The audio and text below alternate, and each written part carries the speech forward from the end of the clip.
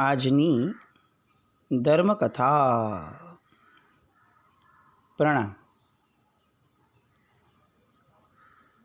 મહાઅમાત્ય ચાણક્ય અને ચાણક્યના આધારે જે એક બાળકનું ભાગ્ય છેક સમ્રાટ બનવા સુધી ખેંચાયું તેવા ચંદ્રગુપ્ત. આ બંનેનું જોડાણ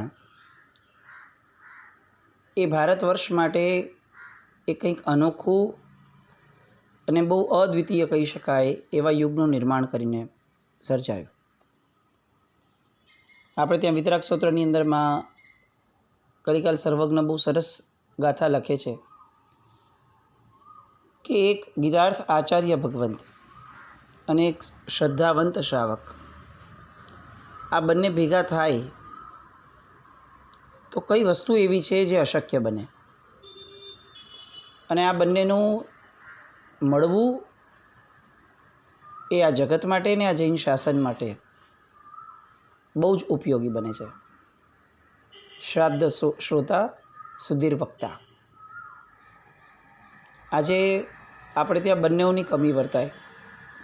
ક્યાંક શ્રાદ્ધ શ્રોતા છે તો સુધીર વક્તા નથી, અને જ્યાં સુધીર વક્તાઓ છે ત્યાં શ્રાદ્ધ શ્રોતા નથી. અહીંયા બંનેઓનું મિલન થયું અને એના કારણે ભારત વર્ષની ઉજ્જવળ પરંપરા એનો પ્રારંભ થયો. ચંદ્રગુપ્તના લગ્ન દુર્ઘટા સાથે થયા, નંદની દીકરી સાથે. એટલે નંદવંશ જે અત્યાર સુધી જૈન મતને પાળતો હતો, જે દુર્ઘટાએ પણ સ્વીકારેલો હતો, એ જૈન મત હવે ચંદ્રગુપ્તએ પણ સ્વીકાર્યો.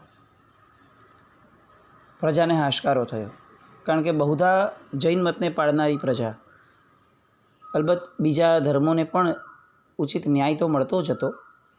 રાજ્યાશ્રય પ્રમાણે કોઈ પણ ધર્મ, પછી એ બૌદ્ધ ધર્મ હતો, સનાતન ધર્મ હતો, એ બધા ધર્મો પણ સચવાઈ જતા હતા. પણ મુખ્યતયા રાજ્ય ધર્મ તરીકે એ સમયે પણ જૈન ધર્મ હતો.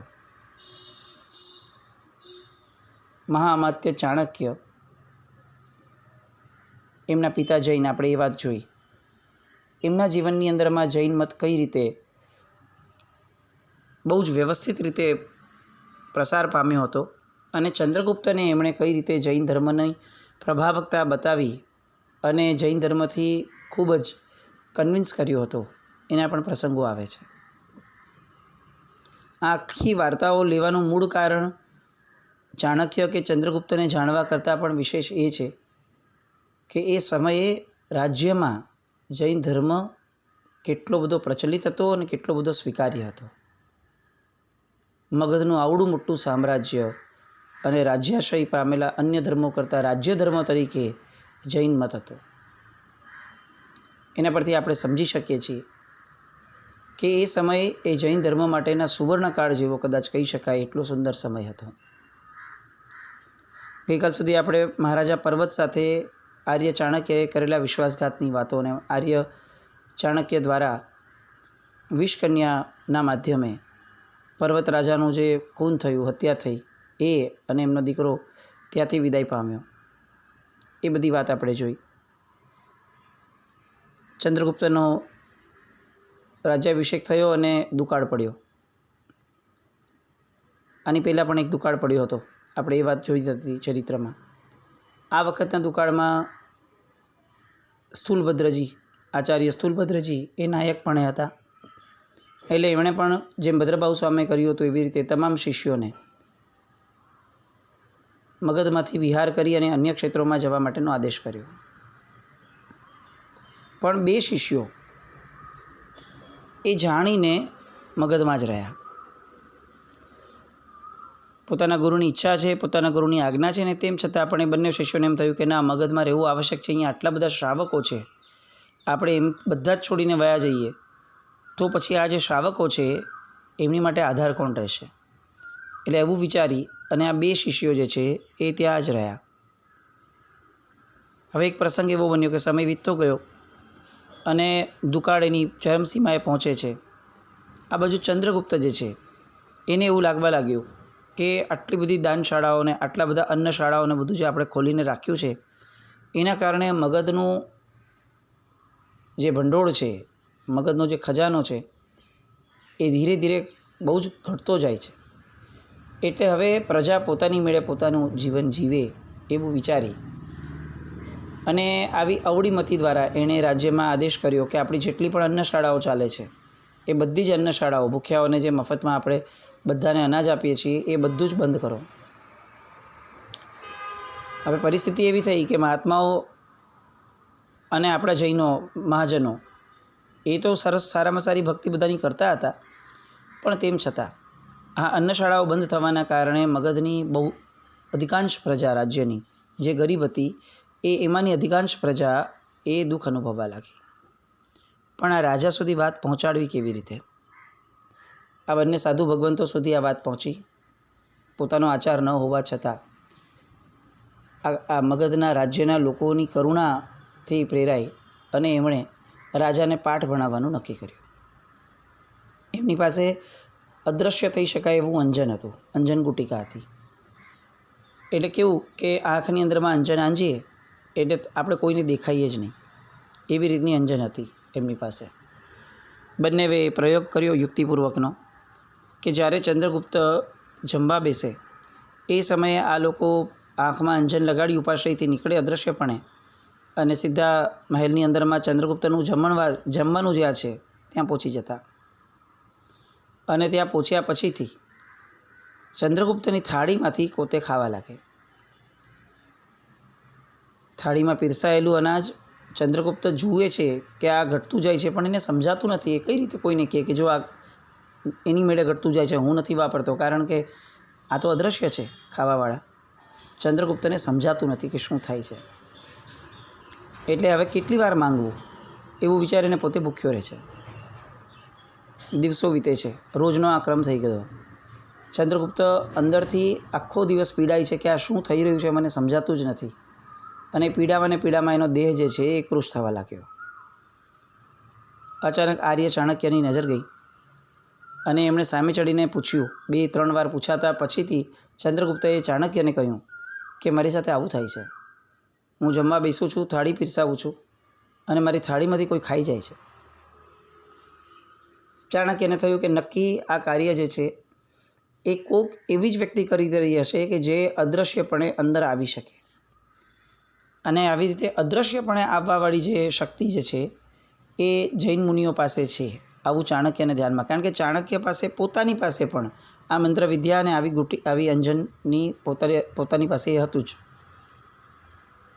એટલે એમણે ચંદ્રગુપ્તને કીધું કે સારું, તમે ચિંતા નહીં કરતા. એકાદ દિવસ ગયો અને એની પછીના દિવસે ચાણક્યએ સમજાણો કે આ થાળી પીરસાણી છે, એટલે હવે અહીંયાથી આમાં મુનિઓ પધાર્યા જ હશે. ચાણક્ય પોતે ત્યાં બેઠા અને અચાનક એમણે જે આદેશ કર્યો હતો એ પ્રમાણે યુક્તિપૂર્વક મરચાંનો ધુમાડો એમણે કરવાનું શરૂ કરાવ્યો. અને એના કારણે બધાની આંખમાં જવા લાગ્યું. ચંદ્રગુપ્તને તો આ જણાવવામાં આવ્યું જ હતું કે આવી રીતે તમારે આંખ બંધ કરીને રાખવાની હતી. અને લીમડાનો ધુમાડો. અને લીમડાના ધુમાડાના કારણે આંખમાંથી સતત પાણી જવા લાગ્યા, આંખ બળવા લાગી. અને પેલા જે મુનિ ભગવંતો હતા એમની આંખમાં પણ લીમડાનો ધુમાડો જવાના કારણે પેલી જે અંજન ગુટિકા હતી એ ધીરે ધીરે એ ઓછી થવા લાગી, ડલ થવા લાગી. આંખ ચોડવા લાગ્યા અને એમાં એ ગુટિકાની અસર પૂરી થઈ અંજનની. અને એટલે એ સાધુ ભગવંતો એ ત્યાં હાજર બધાની સામે દ્રશ્યમાન થયા. ચાણક્ય અને ચંદ્રગુપ્ત 2 જ જણ છે, કારણ કે આ પ્રયોગ કરતી વખતે પણ ચાણક્યને ખબર હતી કે આમાં સાધુ ભગવંતોની ગરિમા જ હશે અને કોઈ કારણ વગર જૈન સાધુ આવું ક્યારે કરે નહીં. એટલે એમણે મહેલમાં બીજા કોઈને રાખ્યા જ ન હતા. જેવા સાધુ ભગવંતો દ્રશ્યમાન થયા એટલે ચાણક્યએ ચંદ્રગુપ્તએ બંનેવે હાથ જોડી અને પૂછ્યું કે સાહેબ, આ આપને શોભે નહીં. તમારા જેવા જૈન સાધુઓ જો આ પ્રમાણે અંજન ગુટિકાનો ઉપયોગ કરે તો તમારામાં અને અન્ય પુરુષોમાં શું ફરક? આ કાર્ય આપ જેવા સમર્થ જ્ઞાની મહારાજોને દૂષણ આપનારું છે. અન્ન વાપરવા માટે આ રીતનો પ્રયત્ન એ જરા પણ સુયોગ્ય નથી. પણ તરત જ મુનિવરો કહે છે કે હે મહાનુભાવ, આપના જેવા સુજ્ઞ અને જૈન ધર્મના અનુરાગી વ્યક્તિઓ હોવા છતાં આ મગજની અંદરમાં જે ઘટના થઈ છે એ ઘટનાની જાણકારી આપને પહોંચાડવા માટે અમે આ પ્રયોગ કર્યો છે. અમને અન્નનો કોઈ રાગ નથી. અમને જે મળે છે અથવા જે નથી પણ મળતું એની કોઈ ચિંતા જ નથી. પરંતુ આખી મગજની પ્રજા એ જ્યારે ભૂખી રહેતી હોય, 12 વર્ષના દુકાળ ચાલુ છે, અને એવા સમયે આપ આવા મિષ્ટ ભોજન આટલા બધા વાપરતા હો અને અન્નશાળા બંધ કરી અને એ લોકોને પોતાના હાલ પર છોડી દેતા હો, તો એક રાજવી તરીકે તમારે આ ફેરવિચાર કરવો જોઈએ, આ સૂચવવા માટે અમે આ પ્રયોગ કર્યો હતો. સાધુ ભગવંતોના પ્રતિબોધથી મગજની બંને મહાન વિભૂતિઓ ચંદ્રગુપ્ત અને ચાણક્ય એ બંને ઉપર કારમી અસર થઈ અને દુકાળ અથવા સંકટ નિવારણના જે કાર્યો હતા, અન્નક્ષેત્રો, ભોજનશાળાઓ, સદાવ્રતો, એ બધા જ લોકોપયોગી કાર્યો રાજા નંદ તરફથી ચાલુ હતા. એ જે ચંદ્રગુપ્તએ બંધ રખાવ્યા હતા એ ફરીથી ચાલુ કરવાનો આદેશ થયો. પંડિત ચાણક્યએ જૈનાચાર્યોની કીર્તિના રક્ષણ અર્થે પોતાની પાસે અંજન હતું એ મુનિ ભગવંતોને આપ્યું અને એમને એમ કહ્યું કે આપ અદ્રશ્ય રીતે રાજમહેલનો ત્યાગ કરી સ્વસ્થાને પાછા ફરો. પોતાનું કાર્ય થઈ ગયું એવું જાણ્યું એટલે બંને પોતાના સ્થાને પધાર્યા, ગુરુ સેવામાં ઉપસ્થિત થયા. પોતે આર્ય સુહસ્તી મહારાજ સાહેબ પાસે જઈ અને જે આ કાર્ય કર્યું એ કાર્યની હકીકત જણાવે છે. એ ગુરુ ભગવંતે પોતાના ગુરુ એટલે સાધુગણના અધિષ્ઠાતા 10 પૂર્વધર આચાર્ય સ્થુલીભદ્રજી એમના સુધી વાત પહોંચાડી. સ્થુલીભદ્રજીએ તરત જ એમને ઠપકો આપ્યો કે આ કાર્ય તમોએ દોષયુક્ત અને પ્રાયશ્ચિતને લાયક કર્યું છે, એની આલોચના તમારે અવશ્ય લેવી જોઈશે. અને એમણે ઉગ્ર તપશ્ચર્યા કરી પ્રાયશ્ચિત લીધું. સાધુ ભગવંતોનું કાર્ય આપણને ઘણીવાર આવો પ્રસંગ સાંભળ્યો હશે અને આ પ્રસંગની અંદરમાં તરત આવો પ્રશ્ન થતો હશે કે એમાં પ્રાયશ્ચિત કેમ આવે? સાધુ ભગવંતોનો આશય કેટલો સારો હતો, સાધુ ભગવંતોએ જે કર્યું એમાં કંઈ ખોટું પણ શું હતું એવું? પણ કેટલીક વસ્તુઓ એ ગીતાર્થતાને આશ્રયે છે, એના જજમેન્ટ આપણે ન લઈ શકીએ. અને બીજું મહત્ત્વની વસ્તુ કે સાધુ ભગવંતોમાં પણ અલગ અલગ કેટેગરી પરમાત્મા મૂકીને ગયા. રક્ષણની જવાબદારી કેટલાકના માથે હોય, આરાધનાની જવાબદારી કેટલાકના માથે હોય, સાધનાની જવાબદારી દરેકના માથે હોય. એટલે જ્યાં સુધી આપણા માથે રક્ષણની જવાબદારી ન આવે ત્યાં સુધી રક્ષણના કાર્યની અંદરમાં જઈ અને આપણી મતિ પ્રમાણે રક્ષણ કરવું એ પણ કેટલેક અંશે સુયોગ્ય નથી. આ સેમ રૂલ અપ્લાઇઝ ટુ અસ. દરેક જગ્યાએ આપણે આરાધનામાં જ સેટલ ન થયા હોઈએ, વિધિપૂર્વક જે ક્રિયા કરવાની છે ક્રિયાના ભાવ, ક્રિયાના ઊંડાણ ત્યાં આપણે હજી સેટલ થયા જ નથી અને અચાનકથી આપણે રક્ષણની જવાબદારી લઈ અને પરોપકાર, રક્ષણ, શાસન સેવા, શાસન રક્ષા આવા બધા નામો આપી અને મૂળભૂત આપણો આરાધક ભાવ વધારવાની જગ્યાએ આપણે પરમાં ને પરમાં જ રત રહીએ. એ ન કરવું એવી વાત નથી, પણ એ કરવા માટેની યોગ્યતા સૌથી પહેલાં ઊભી કરવી પડે. કારણ કે અયોગ્ય વ્યક્તિ એ યોગ્ય કાર્ય કરીએ ને તો છતાં પણ એનું પરિણામ અયોગ્ય આવે. એટલે સૌથી પ્રથમ આપણે ત્યાં યોગ્યતાની કિંમત છે. દરેક વ્યક્તિ દરેક કાર્ય ન કરી શકે. સંઘ ચાલતો હોય તો કેટલાક નિમેલા ટ્રસ્ટ મંડળ અથવા કમિટી મેમ્બર્સ હોય કે જે લોકોની સૌથી પ્રથમ જવાબદારી હોય, એ જવાબદારી નિભાવવા માટે એ લોકો આગળ વધે એ યોગ્ય છે. પણ સંઘનો દરેક વ્યક્તિ જો વ્યવસ્થા કરવા વહી જશે અને હું પણ શાસન સેવા કરીશ આવું વિચારી અને તંત્રના પાલનની જગ્યાએ પોતે એક નવું તંત્ર ઊભું કરશે તો એ શાસનની સેવા ઓછી અને કદાચ યોગ્ય પરિણામ ન આવે એવું દુષ્કૃત્ય થઈ જતાં વાર ન લાગે. એટલે આપણે ત્યાં એક સુંદર પરંપરા છે. દરેક જગ્યાએ કેટેગરાઇઝ છે આપણે અને કેટેગરી પ્રમાણે આપણે કાર્ય કરવાના હોય. આપણી આરાધકતા હજી વધારવાની બાકી છે તો આપણે આરાધક ભાવમાં રહેવાનું. પછી આપણે બધું જ બગડી ગયું છે તો હવે ચાલો બધા જ એવું જ કાર્ય કરવા લાગે, બધાને સુધારવાનું કાર્ય કરીએ, એમ નહીં. પહેલાં આપણે સુધરીએ.